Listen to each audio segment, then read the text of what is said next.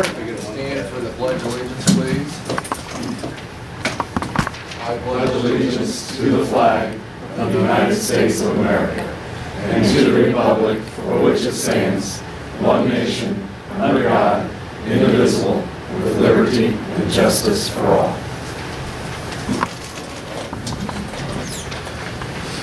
You may notice this meeting is going to be recorded. Our intent is to put that on the website or on via YouTube, so that way people that cannot make it tonight will be able to witness the meeting. We thought that way we'd be very transparent and everyone would know what's going on.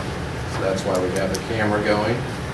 On the agenda, consent agenda, there's a typo. That should be the minutes for November 16th, not October 19th.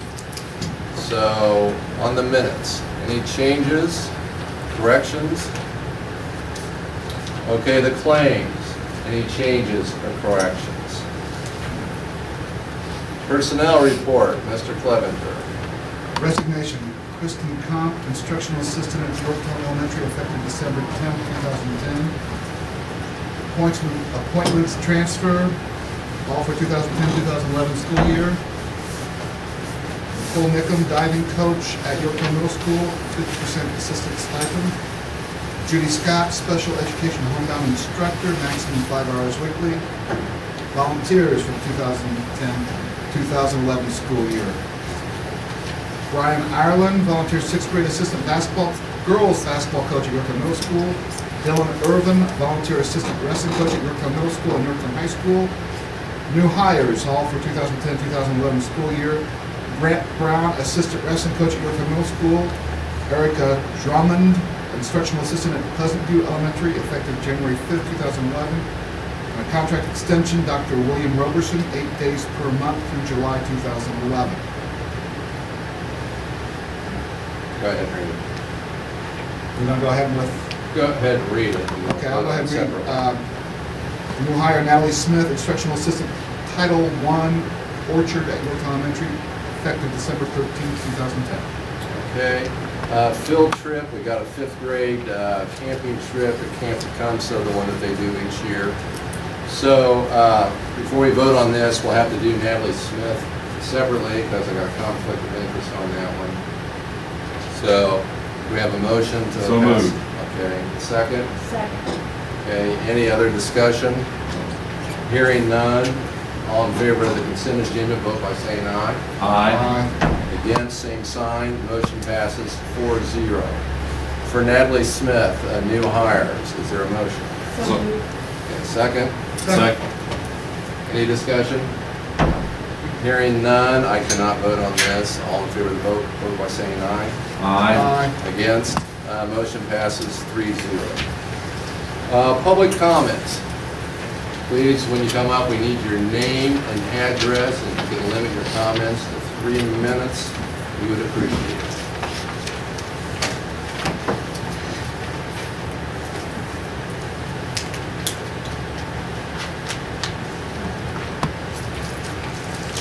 I would like to just take a... Name and Oh, address. I'm sorry. Melvin Harker, 3309 Allison Road, Muncie, Indiana. Thank you, Mark. I would like to just bring something to the attention of the board that happened over the last 8 months.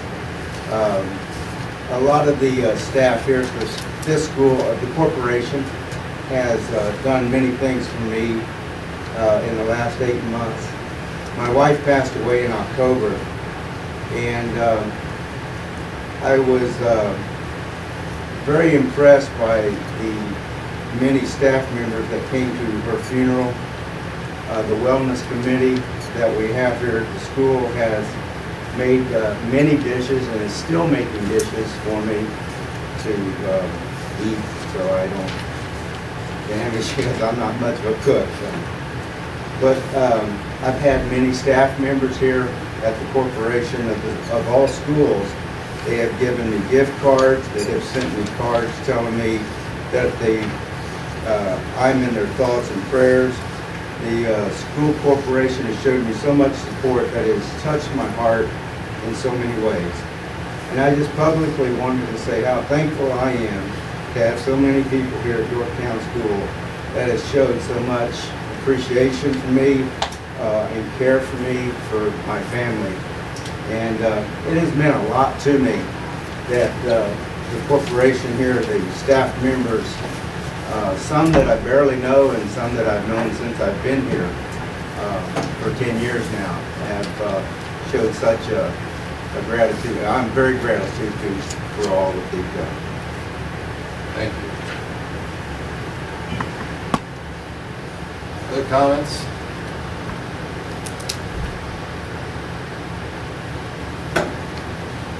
These comments regarding general, Steve? Just general comments, public comments. Has there been any discussion regarding? I would like to just make a comment regarding the school calendar. I know we've talked about that before. I appreciate being able to make a presentation if I could. I think, as everybody knows, I've been very vocal and adamant about the school calendar and the push to an earlier and earlier start to the academic year. Most people here know my feelings about the early start versus the late start. It's disappointing to see so few people turn out because this is folks I've talked to, they voice concerns about starting so early in August, and people I've talked to think that their voices are falling on deaf ears when I've asked them to show up at meetings, and I said, why shouldn't we show up? Nobody's going to listen, nobody's going to pay attention to this. So, I had the opportunity to meet with Mrs. McCormick and Mrs. Whitman last week, and what I'd like to do is just do a brief summary of, I'm limited by 3 minutes here. I'll try to speak quickly. But I'd like to at least go through a summary of the communications that started in August with some of the school board members by email, and just kind of give a little synopsis here. I'm cheaters here, because I'm a little older. In mid-August, I sent email communication to the school board members regarding the academic year, the calendar for next year. I had a few responses, mostly from Mark, and very appreciative. Mark communicated several times, and I was happy to see him respond.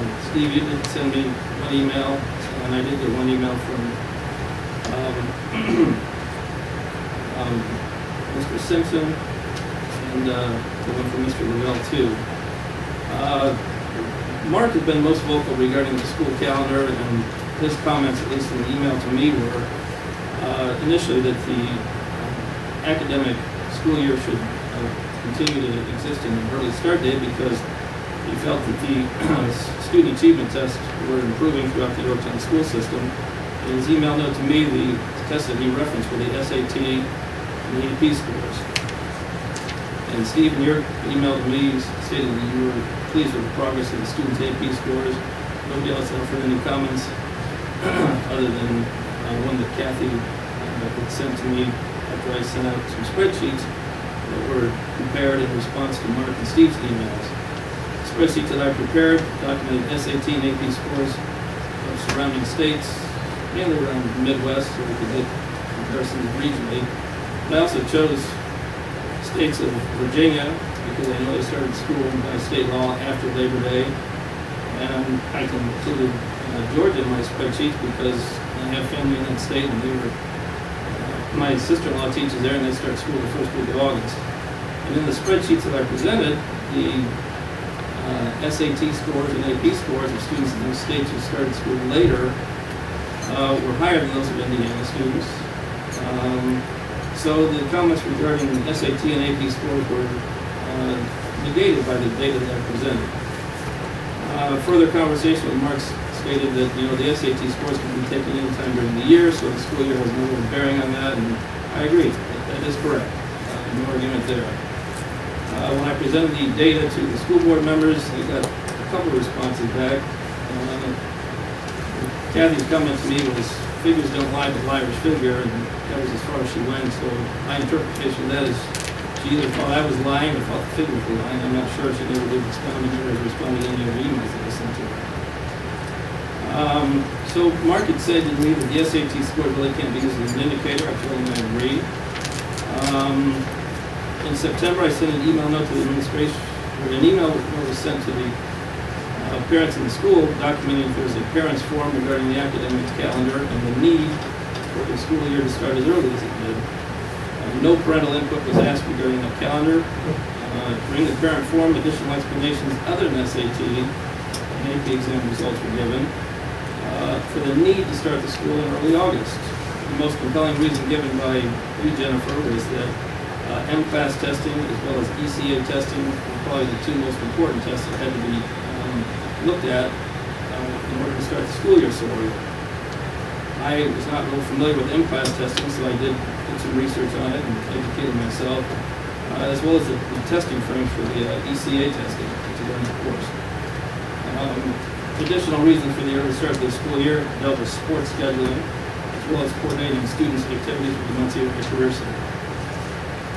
In response to the administration's comments that the early August school start date was required to be able to perform the M-class testing at the beginning of the year, data was accumulated detailing the M-class testing and the ECA testing that was referenced in the parent forum. The research that I found regarding the beginning of the year M-class testing stated that the M-class testing is not required by the state, but it is administered at the beginning of the year. There is a 4-week window which time the beginning of the year testing can be done.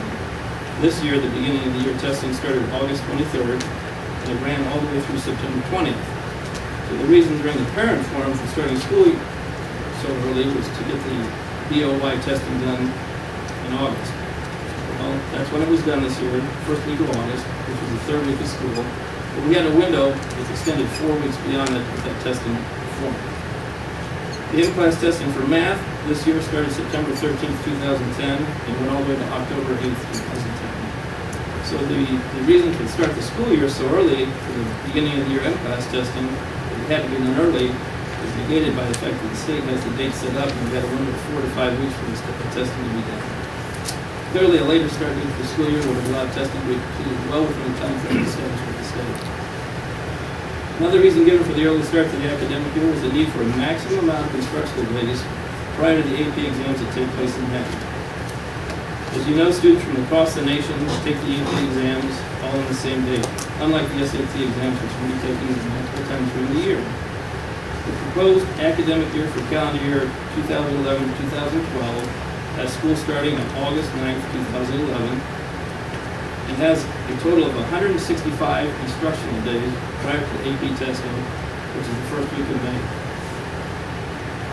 The proposed calendar that I sent forth had a total of 160 days of instructional time prior to AP testing. It starts school 3 weeks after the August 9th start date. The calendar that I presented has much less wasted time during the academic year. Last week, I met with Mrs. McCormick and Mrs. Whitman to discuss the results of my research, as well as the academic calendar for the upcoming year. I was told by Mrs. Whitman that the data that I had accumulated from the College Board website, documenting the AP scores in different subjects from across several states, was inaccurate. I'm not sure why that statement came out, because the data that I took was directly from the website. So any inaccuracies need to be directed toward the College Board and not to me. Additionally, during the course of the meeting that I had with Mrs. McCormick and Mrs. Whitman, I was handed a report entitled the 6th Annual AP Report to the Nation. In that report, Mrs. Whitman directed me to a table entitled AP Equity and Excellence, Students' Access and Performance in U.S. Public Schools.